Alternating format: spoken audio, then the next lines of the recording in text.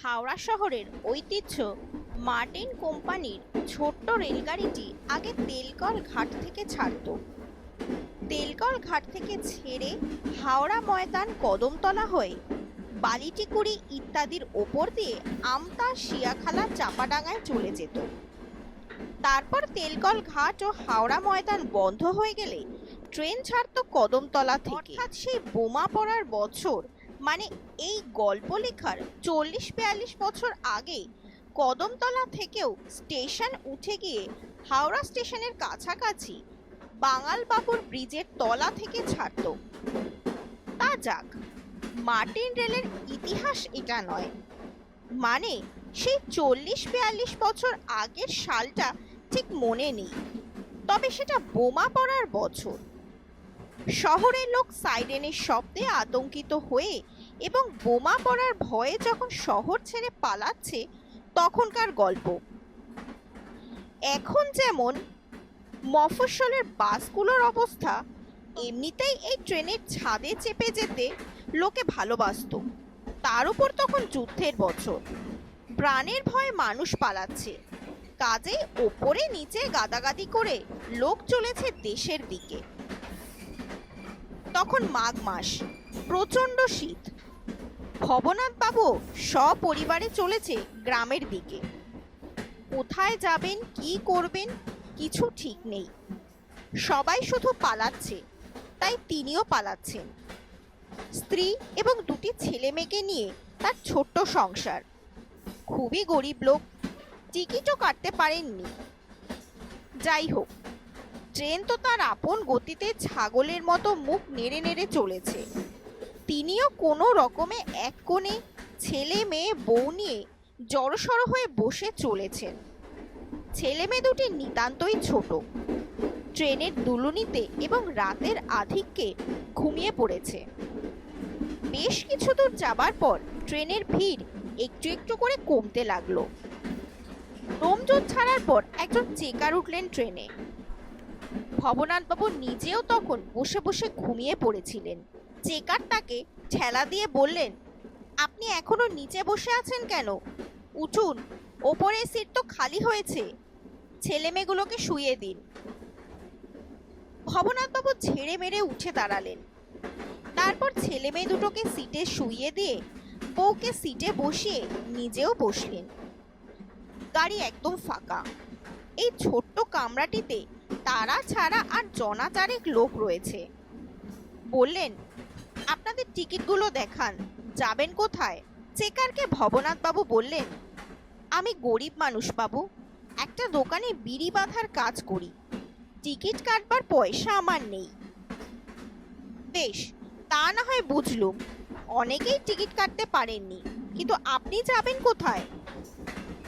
কোথায় যাব তাও জানি না, ভগবান যেখানে নিয়ে যাবেন সেখানেই যাব। তার মানে?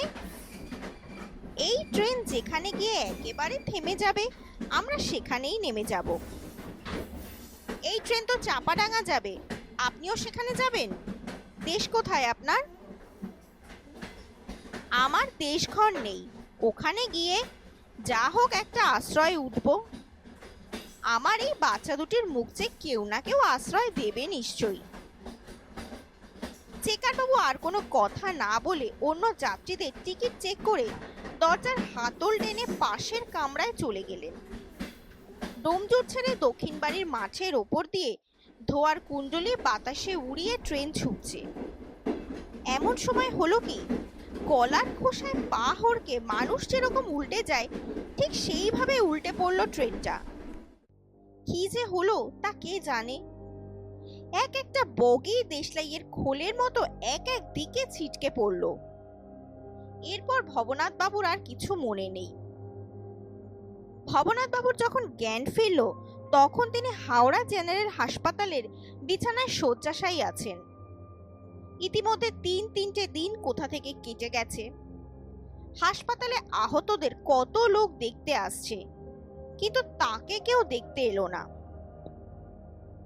ডাক্তার, নার্স, আয়া সকলকে জিজ্ঞেস করেন তিনি, তার খোঁজে কেউ এসেছিল কিনা বা তার স্ত্রী পুত্রদের খোঁজ খবর কেউ দিতে পারে কিনা।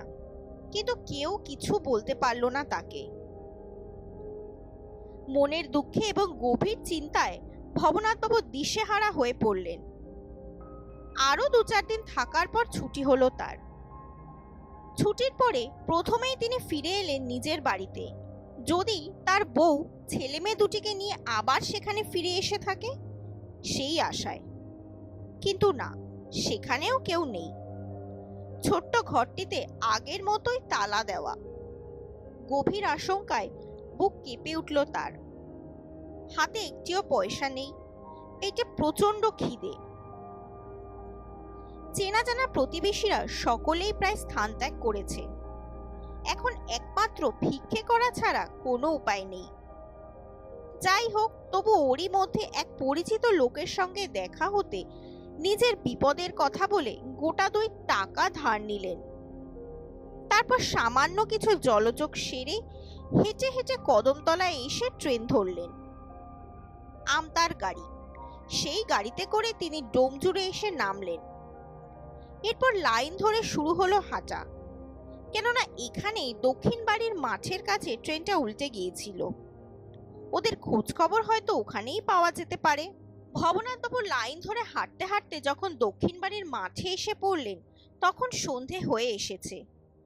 এখনকার মানুষ তখনকার সেই দক্ষিণ বাড়ির মাঠের রূপ কল্পনাও করতে পারবে না।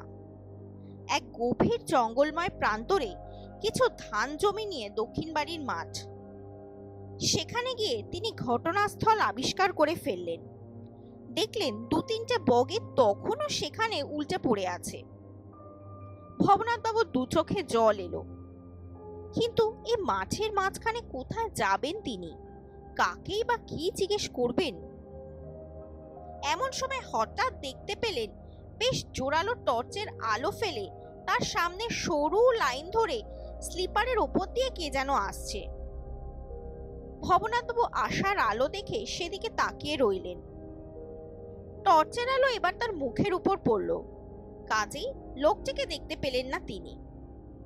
লোকটি কঠিন গলায় বললেন, কে আপনি? এখানে কি করছেন? ভবনাথবাবু ভয়ে ভয়ে বললেন, আগে কিছু করিনি। কিছু করেনি তো লাইনে দাঁড়িয়ে আছেন কেন? এই ভর সন্ধ্যেবেলা লাইনের উপর আত্মহত্যা করতে এসেছেন, না ফিশ প্লেট খুলছেন?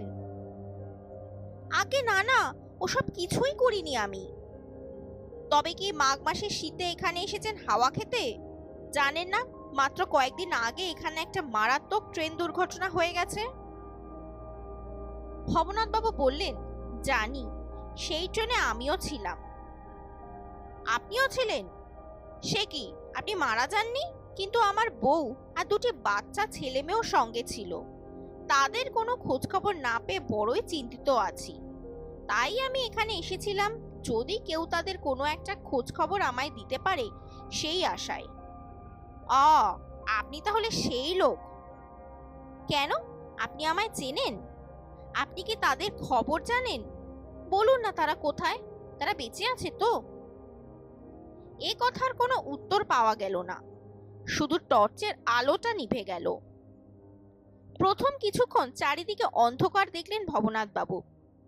তারপর আলো আধারে ধাঁধা কাটলে চোখের সামনে যাকে দেখতে পেলেন তাকে দেখেই চিনতে পারলেন। ইনি তো সেই চেকার বাবু, যিনি বিনা টিকিটের যাত্রী জেনেও কিছু বলেননি তাকে।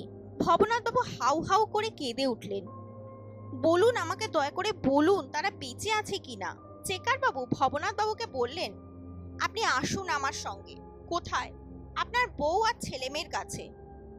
তবে একটু তাড়াতাড়ি পা চালাবেন, কিন্তু আপনাকে পৌঁছে দিয়েই আমাকে ফিরতে হবে। আজও আমার নাইট ডিউটি কিনা। ভবনাথবাবু সেই অন্ধকারে রেলে স্লিপারে পা দিয়ে চেকার বাবুর পিছু পিছু এগিয়ে চললেন। বেশ কিছুটা যাওয়ার পর মাঠে নামলেন দুজনে। মাঠে নেমেও খানিক গিয়ে এক জায়গায় থমকে দাঁড়ালেন চেকার বাবু। তারপর দূরের একটা কলা বনের দিকে টর্চের আলো ফেলে বললেন, ওই যে দেখছেন কলা বাগান, ওখানেই আমার বাড়ি। আমি আর বাড়ি পর্যন্ত যাব না, আমার দেরি হয়ে যাবে।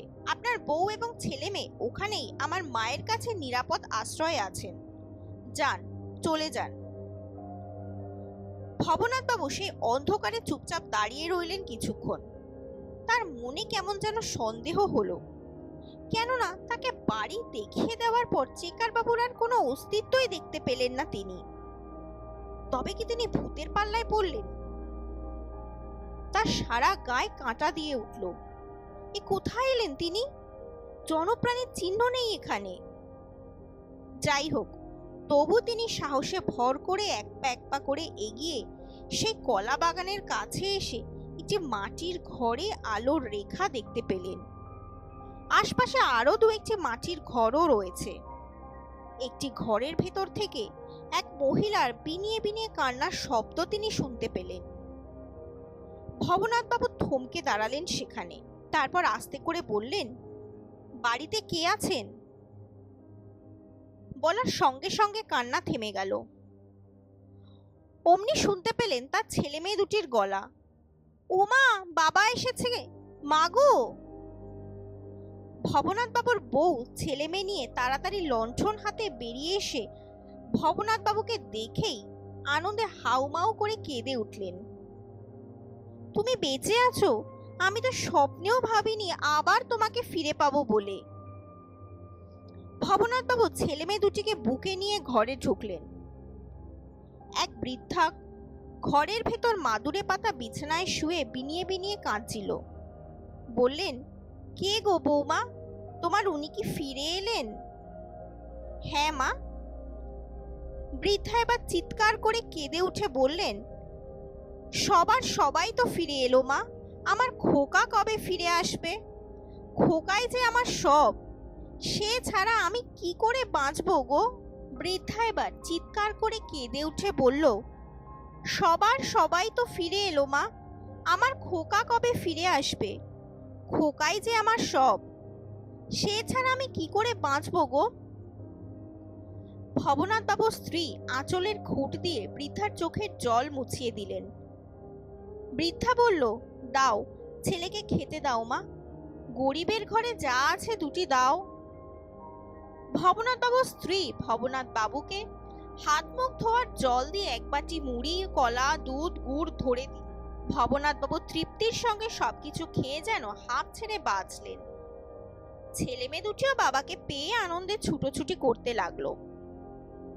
এরপর ভবনাথ বাবুর স্ত্রী উনুনে আঁচ ধরিয়ে আবার রাতের খাওয়া তোড়জোড় করতে লাগলেন।